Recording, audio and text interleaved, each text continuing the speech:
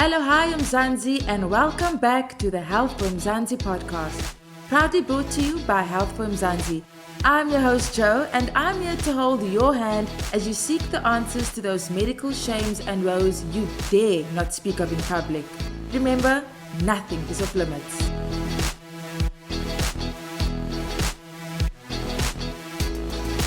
The gaining of weight is easier to see in physical terms. However, we tend to neglect that weight gain also has other implications that we cannot necessarily see but can also weigh us down.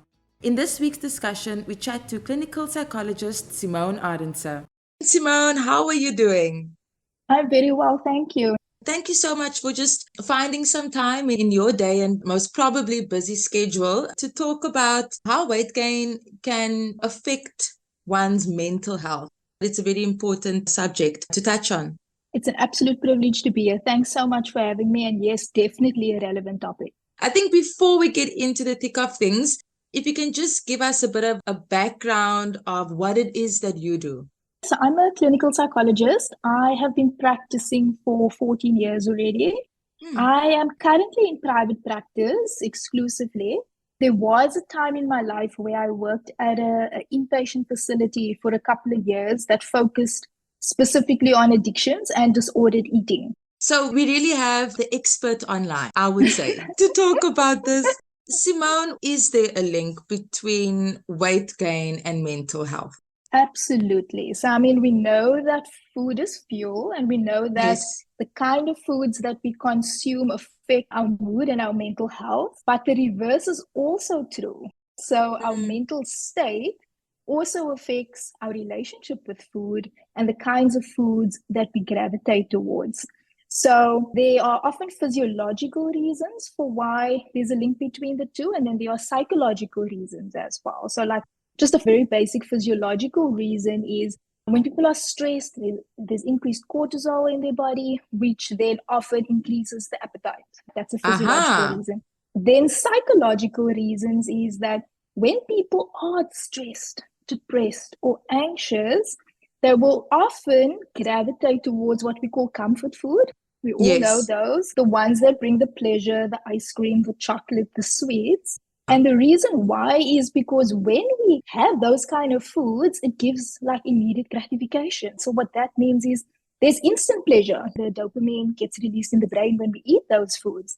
And then that often numbs the pain or serves as a temporary numbing agent or self-soothing technique or some kind of an escapism. So there's the short-term relief, but then with the longer-term consequences, the weight gain and the health issues.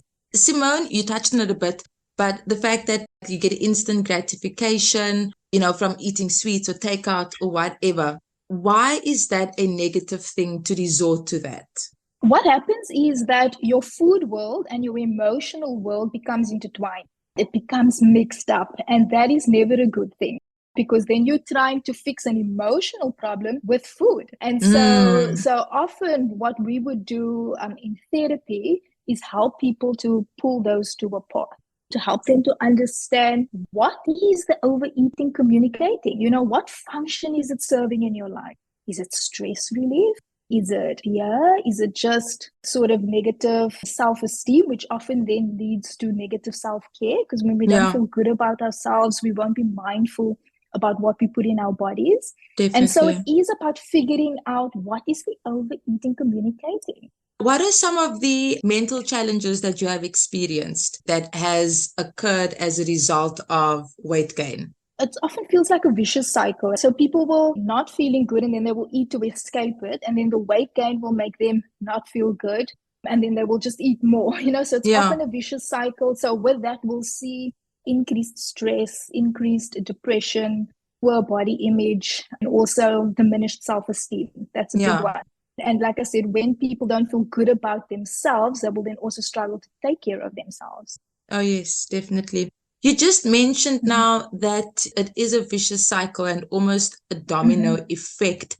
I know that if you're actually having a session with someone, it can probably take such a long time to give a patient the tools to maybe kind of identify the root of the problem. But what would one of those tools be, if you can share that with us, to help someone, to empower someone to stop that ripple effect? The approach that I use when treating clients is the intuitive eating approach. So that's very much approach that deals with learning body wisdom, tuning to your body again. Because when people have mental health difficulties, they're often disconnected. They're often disconnected from themselves, but then also from their bodies. Intuitive eating teaches body wisdom. It helps you to just become in tune with what is your body communicating? What are my body cues telling me right now? It's also a very inclusive approach. So it looks at not restricting, but also not overeating. So it looks at like honoring your hunger, so eat when you're hungry, respect your fullness, tuning into your body's cues. And when you eat from that space, you will end up making healthier decisions because you'll be following what your body wants. So that is just on a very practical level that we will teach things. But then there are psychological things we also need to look at. We need to look at people's self-talk. We need to look at what labels they've put on themselves. How do they speak to each other? I'm often surprised by how people speak to themselves. They'll tell themselves, you're disgusting for eating that second piece of cake. And then I'll often say, would you speak to your child like that? Would you speak to a friend like that? So why are you speaking to yourself like that? So we need to look at people's self-talk. Another big one is comparison. I think people compare themselves a lot. And I think the societal standards of beauty often influences that. And in reality, if we all ate the same foods and we all did the exact same exercise, our bodies would still look different.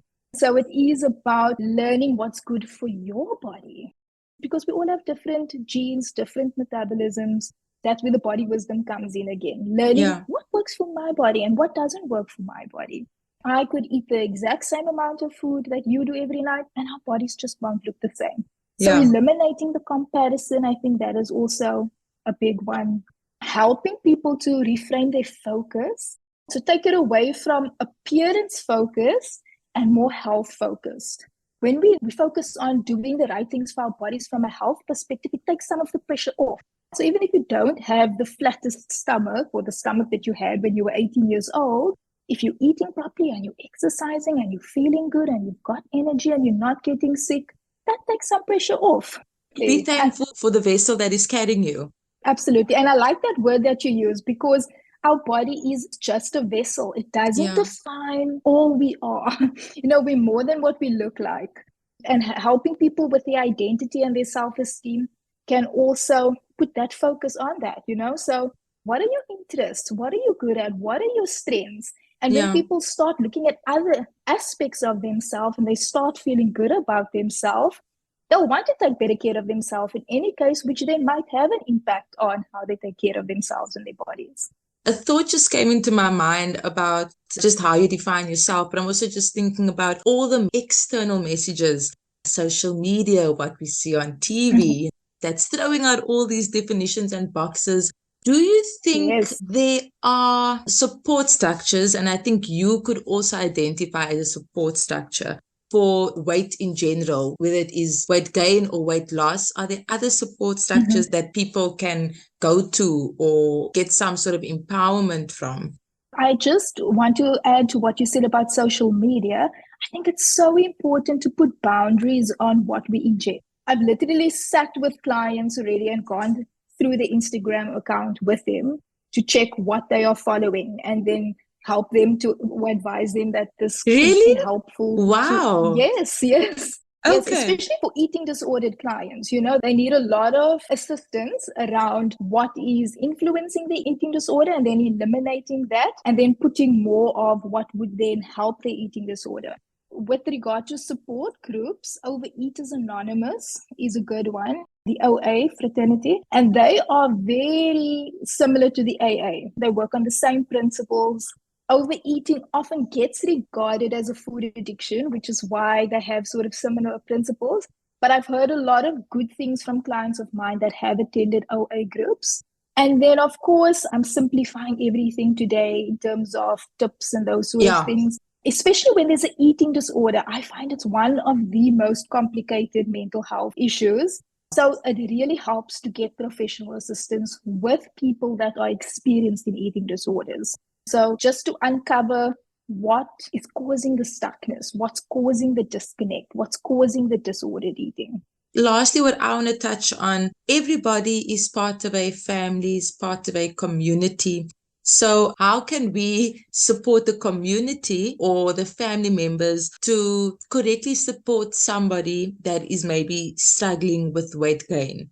I think it can probably be quite nerve-wracking if someone thinks they are supporting your weight loss journey because you have gained so much weight over time, but they keep on asking you like, oh, did you lose something this week? And if you didn't, it can be very disheartening. What would some of the tips and tricks be for the community and the family that's supporting someone with the addiction, like you call it? I think it's so important to be mindful of what we say to people, because what we say, and especially kids and young adults, it becomes their self-talk later in life. And so if you're always commenting on weight, that is then something that grows in a person. So when you do want to compliment someone, or you do want to comment on changes, it doesn't have to be appearance focused. It doesn't have to be, oh, did you pick up weight? Be so mindful of how you say things to people. Thank you for joining this week's episode of the Health for Mzansi podcast. For more on our weight gain and mental health chat, check out healthformzansi.co.za.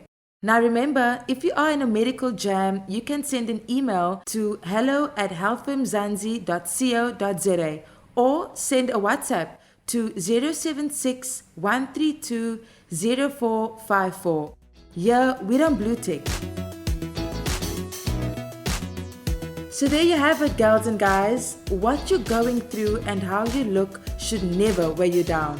Appreciate the vessel that's carrying you, and if you want to make a change, remember that you can do it. Until next time, keep well, stay healthy. Signing out, your girl Jo.